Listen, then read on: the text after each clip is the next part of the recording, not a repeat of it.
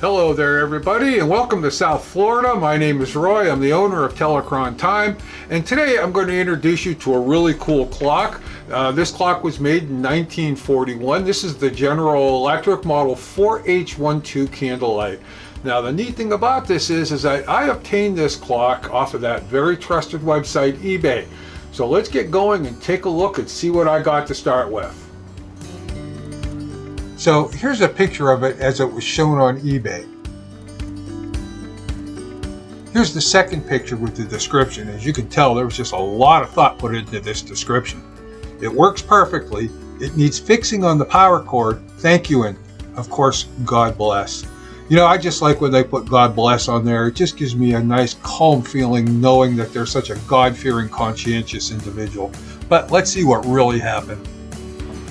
Now that I look back on it, I'm wondering if this particular seller had God on his side, because I'll tell you why. A few days later, my wife brings me a box and she says, "Here, this came for you." And I'm looking at this and I'm thinking to myself, what the hell did I order? A pair of jeans, a couple shirts, because typically that's what you would expect in a box like this, but nope.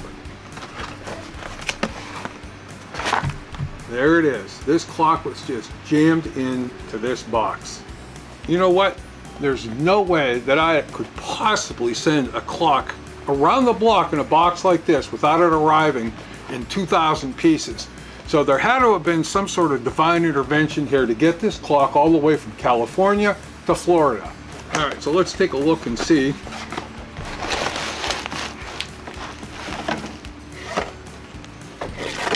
And it did arrive in one piece, which is just unbelievable. Okay, and we'll go ahead and take a look at it. And obviously here's the bad power cord that the seller was talking about, and the plug-in did fall off, but that's no problem. Take a look at this. This is a lot of thought here in packing. Just another example of hillbilly selling on eBay. The seller thought it was important enough to mention the fact that the power cord needed to be replaced, but apparently stating the fact that the entire face was just falling out of the clock was not important enough to mention. Almost all of the screws on the back here and all the mounting hardware that's supposed to go in there is all missing off of the clock. And you know, to somebody like me, that's not important because I have all original parts to fix this. But an individual like yourself, you know, if you got something like this, how are you going to fix it? You can't go to Home Depot and purchase parts for these clocks because Telecron manufactured all their own parts, the screws, the washers, I mean everything.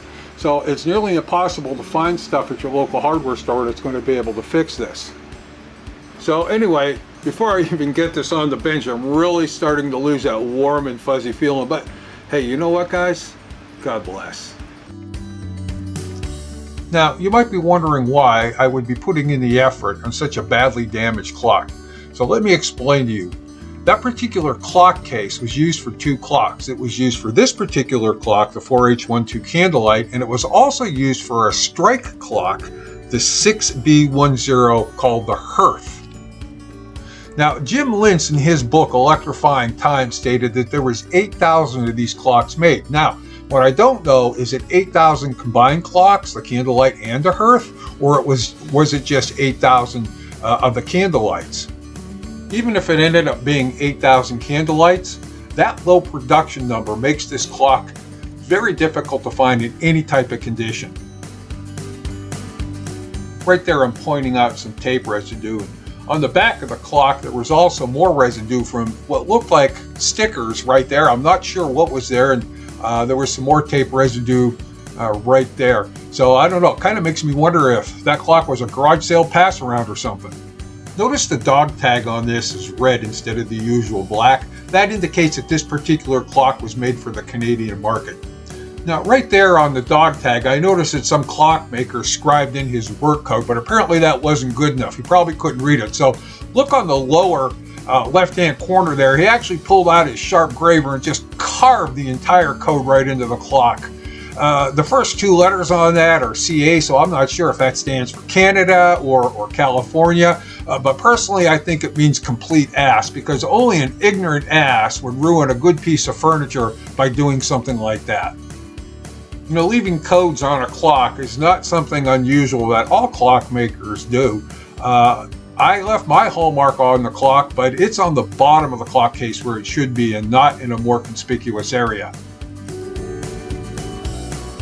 The eBay seller said that the clock did run, so I did a quick check on it just to be sure. And yes, as you can see, the clock does run, so the rotor in this clock is good. I just wanted to show you that one tiny screw right there, that was the only thing holding that entire movement into place. So I dug through the parts box, and yes, I did get the correct parts to put that movement back in correctly. What I didn't notice until now is that you see that post there? It's missing from that position. It should have 3 posts on it, just like that particular pin.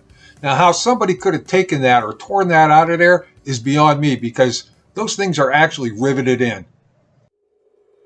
Still, with the 2 good posts and the parts I have in the cup, I'll still be able to securely mount that movement back in the case.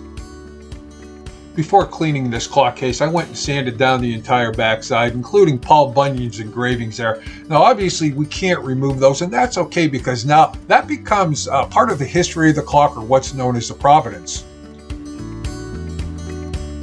Once clean, I started rubbing in oil over the entire clock to start blending in some of those scratches and nicks.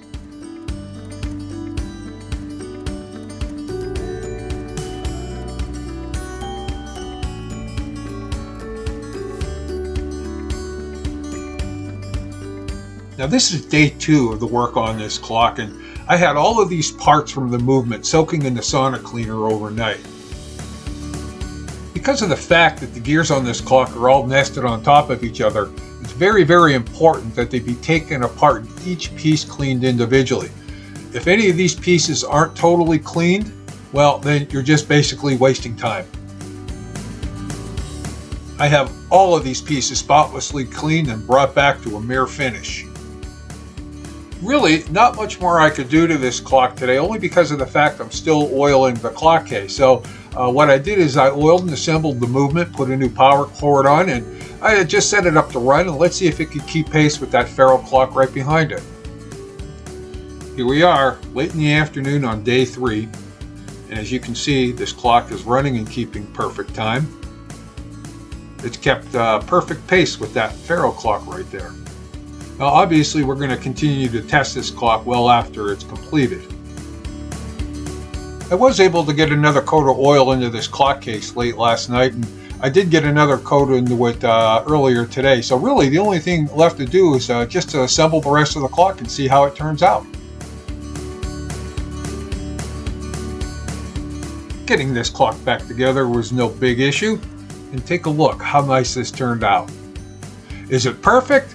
No, absolutely not. Yeah, it still does show a few signs of age, wear, use, whatever you want to call it on there. But take a look at that. Nice clean dial on this clock. It's running perfectly. The finish on the bezel is all original. I didn't do any work on the bezel. It's got a really nice deep golden glow to it. And now you can get an idea of the back, which was practically the worst part of the entire clock. So a lot of the faults that this clock had actually got blended in. Now I want to point out that screw and fixture right there, that's just pushed into the hole. That's where that broken post is. So there's nothing behind there. I just kind of epoxied that in to fill the hole. And those 2 screws right there, they're doing all the work. And yes, the movement is in there very, very securely. So again, I want to thank you for taking the time to view this wonderful clock. This is just a great piece of American history that's going to end up in somebody's living room or on their shelf or dining room or desk instead of being tossed into a landfill. So everybody take care. I'll see you next time around.